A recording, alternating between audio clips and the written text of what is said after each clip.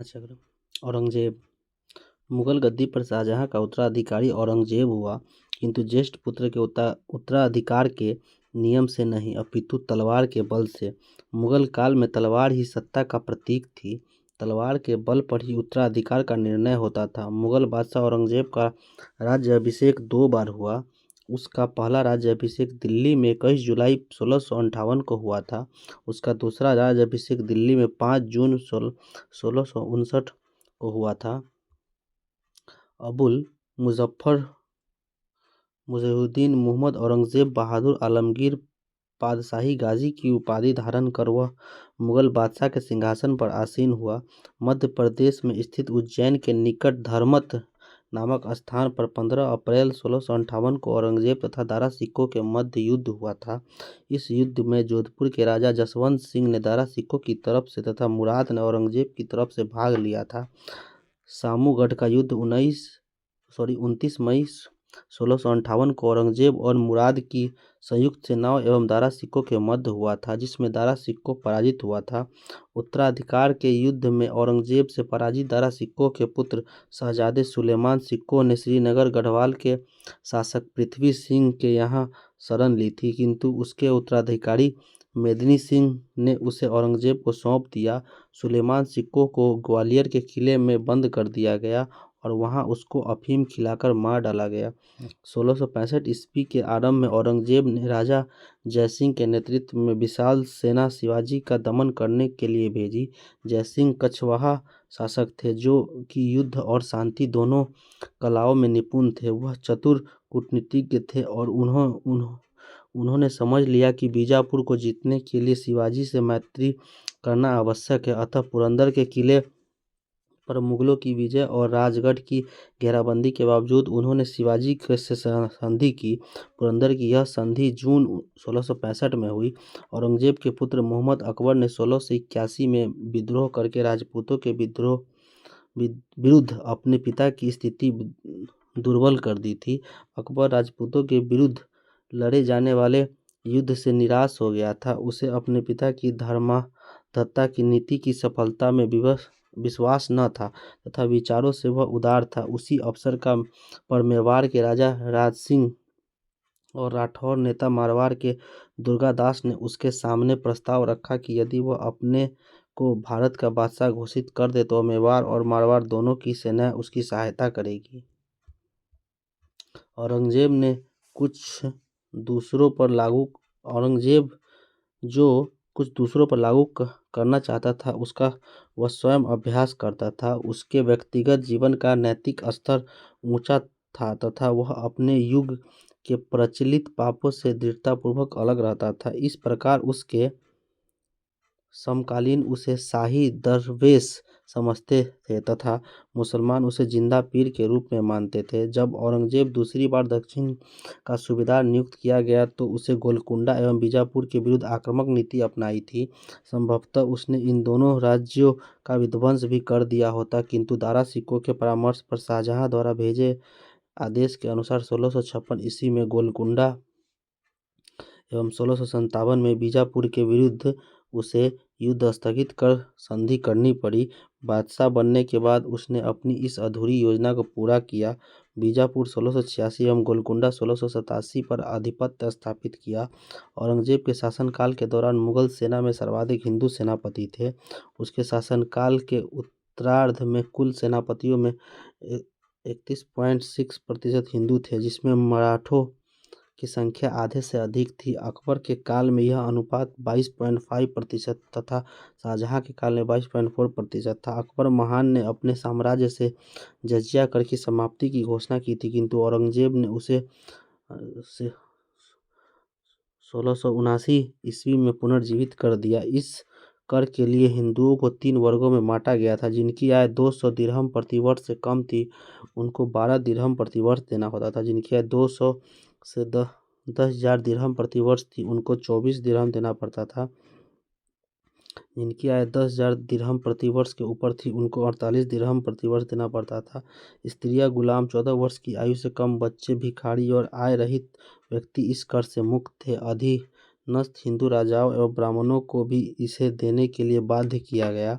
औरंगजेब सर्वोपरि एवं उत्साही सुन्नी मुसलमान था। उसकी धार्मिक नीति सांसारिक लाभ के किसी विचार से प्रभावित नहीं थी। उदारदारा के विरुद्ध सुन्नी कट्टरता के समर्थक के रूप में राज सिंहासन प्राप्त करने वाले की हैसियत से उसने कुरान के कानून को कठोरता से लागू करने का प्रयत्न किया। इस कानून के अनुसार प्रत्येक धार्मिक मुसलमान को अल्लाह की राह में मेहनत करनी चाहिए। दूसरे शब्दों में तब तक गैर मुसलमान देशों यानी दारुल हर्ब के विरुद्ध धर्म युद्ध जिहाद करना चाहिए जब तक कि वे इस्लाम के राज दारुल इस्लाम के रूप में परिवर्तित न हो जाते।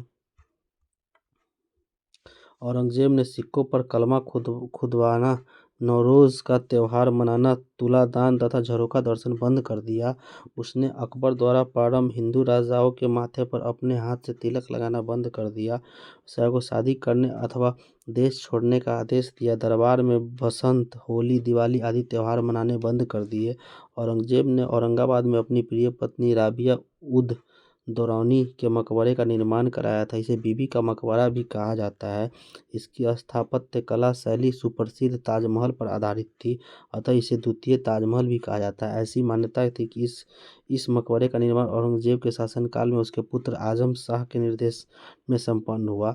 दिल्ली के लाल किले में औरंगजेब ने मोती मस्जिद का निर्माण करवाया था। मेहरुन्निसा औरंगजेब की पुत्री थी।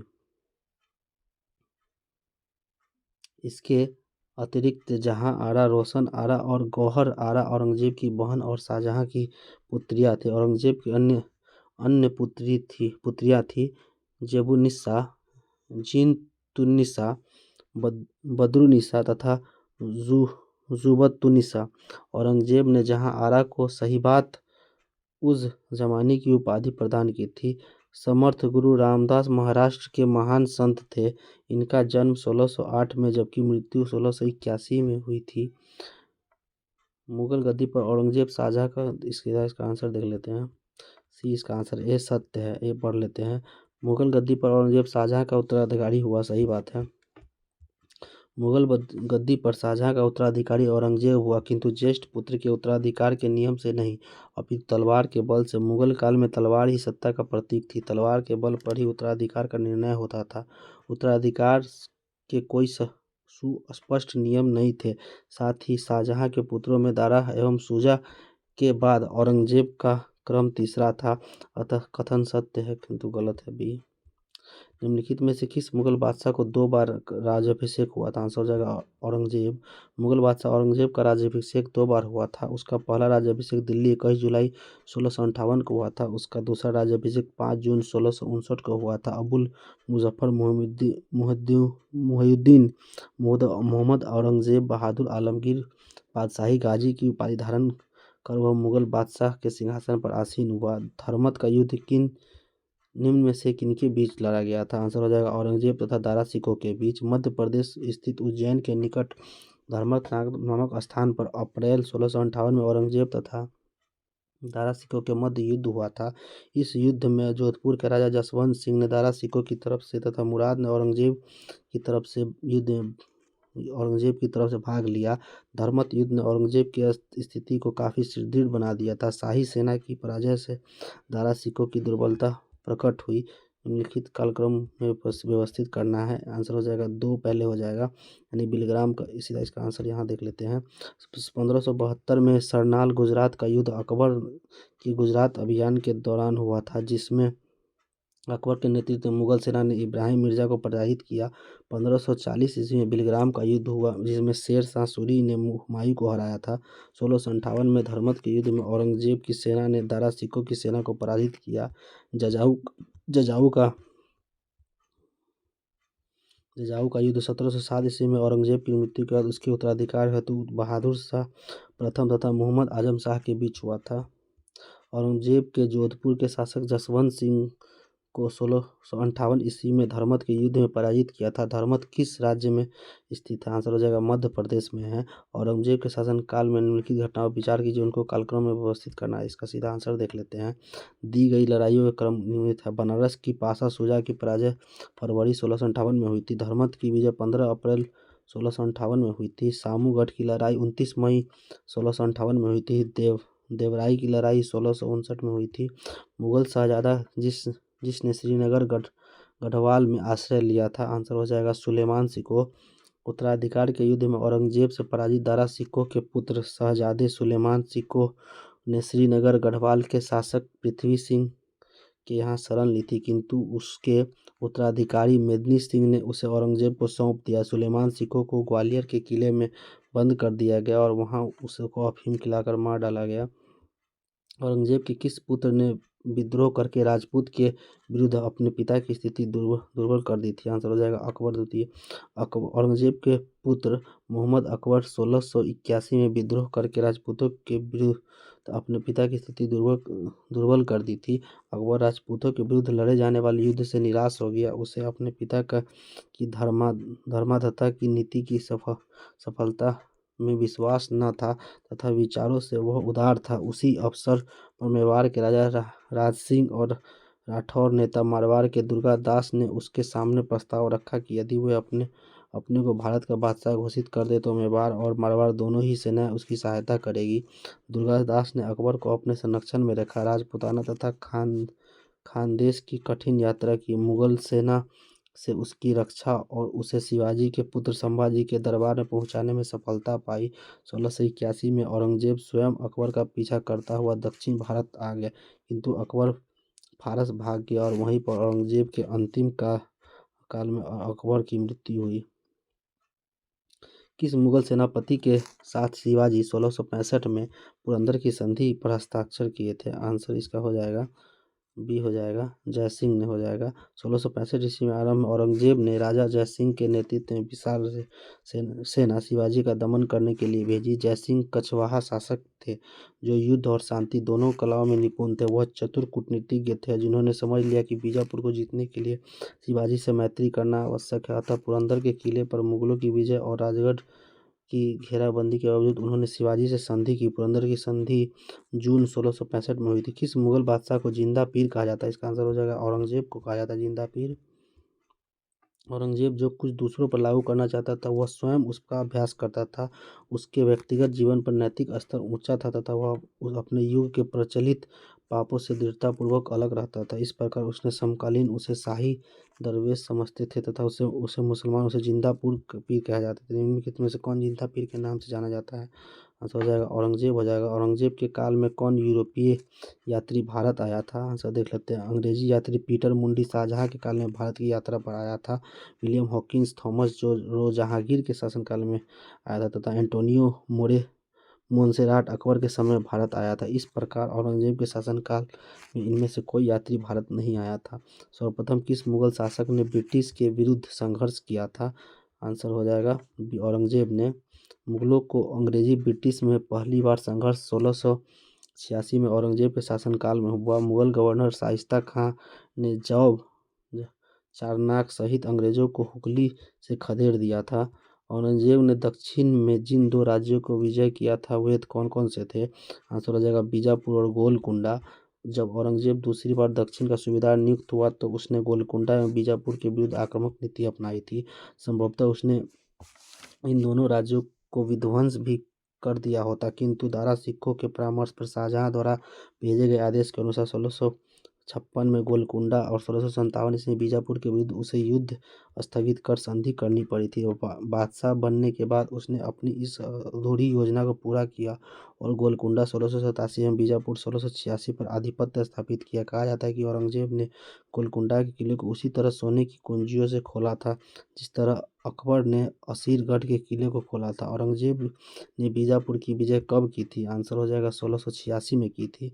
1687 में जब औरंगजेब ने गोलकुंडे किले पर आधिपत्य किया उस समय गोलकुंडा का शासक कौन था? आंसर हो जाएगा अबुल हसन कुतुब शाह। 1686 ईस्वी में औरंगजेब ने बीजापुर और 1687 में गोलकुंडा पर आधिपत्य किया था।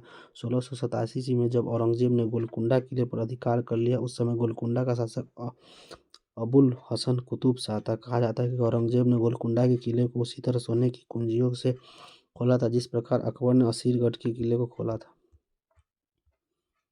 मानचित्र निर्देशित करता है डी हो जाएगा 1707 में। और औरंगजेब की मृत्यु के समय उसका राज्य को ये दिखा रहा है। दिया गया चित्र 1707 में औरंगजेब की मृत्यु के समय उसके विशाल राज्य को निर्देशित करता है, जिसमें बीजापुर और गोलकुंडा सम्मिलित है। थे 21 बादशाह के अंतर्गत मुगल सेना में सर्वाधिक हिंदू सेनापति थे। आंसर हो जाएगा औरंगजेब। औरंगजेब के शासनकाल के दौरान मुगल सेना सर्वाधिक हिंदू सेनापति थी। उसके काल में उत्तरार्ध में कुल सेनापति 31.6% हिंदू थे, जिसमें मराठों की संख्या आधे से अधिक थी। अकबर के काल में यह अनुपात 22.5% तथा शाहजहां के काल में 22.4% था। मुगल सम्राट जिसने सर्वाधिक संख्या में हिंदू अधिकारियों की नियुक्ति की थी उसका नाम था औरंगजेब हो जाएगा। जजिया जिसके शासन काल में पुनः लगाया गया था, औरंगजेब हो जाएगा। अकबर ने अपने शासनकाल में जजिया कर को समाप्त कर दिया था, किंतु औरंगजेब ने 1679 में पुनर्जीवित कर दिया था। औरंगजेब द्वारा चलाए जिहाद का अर्थ है, आंसर हो जाएगा दारुल इस्लाम। औरंगजेब एक सुन्नी मुसलमान था। उसकी धार्मिक नीति सांसारिक लाभ के किसी विचार से प्रभावित नहीं थी। उदार धारा के विरुद्ध सुन्नी कट्टरता के समर्थक के रूप में राज सिंहासन प्राप्त करने वाले की हैसियत से उसने कुरान को कठोरता से लागू करने का प्रयत्न किया। इस कानून के अनुसार प्रत्येक धार्मिक मुसलमान को अल्लाह की राह में मेहनत करनी चाहिए, या दूसरे शब्दों में तब गैर मुसलमान देश दारुल हर्ब के विरुद्ध धर्म युद्ध जिहाद करना चाहिए, जब तक कि वे इस्लाम के राज्य दारुल इस्लाम के रूप में परिवर्तित न हो जाते। बीबी का मकबरा के निर्माता कौन थे? औरंगजेब हो जाएंगे। औरंगजेब ने औरंगाबाद में अपनी प्रिय पत्नी राबिया उर दौरानी के मकबरे का निर्माण कराया। इसे बीबी का मकबरा भी कहा जाता है। इसकी स्थापत्य कला सुप्रसिद्ध ताजमहल पर आधारित थी। इसे द्वितीय ताजमहल भी कहा जाता है, किंतु ताजमहल की तुलना में यह मकबरा कम सुंदर है। ऐसी मान्यता है कि इस मकबरे का निर्माण औरंगजेब के शासनकाल में उसके पुत्र आजम शाह के निर्देशन में संपन्न हुआ था। कौन सा मकबरा द्वितीय ताजमहल कहलाता है? आंसर हो जाएगा राबिया उद्दीन दौरानी का मकबरा हो जाएगा।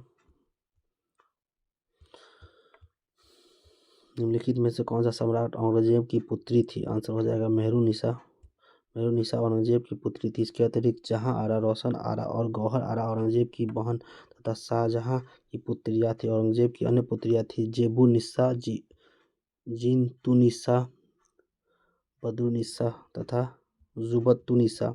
औरंगजेब ने किसको शाहीबात उस जमानी की उपाधि प्रदान की थी? आंसर हो जाएगा जहां आरा को। औरंगजेब ने जहां आरा को शाहीबात उस जमानी की उपाधि प्रदान की थी। जहां आरा सम्राट शाहजहां और महारानी मुमताज महल की सबसे बड़ी बेटी थी। वह अपने पिता के उत्तराधिकारी और छठे मुगल सम्राट औरंगजेब की बड़ी बहन भी थी। संत रामदास को किसके शासनकाल से संबंधित किया गया? आंसर हो जाएगा औरंगजेब के।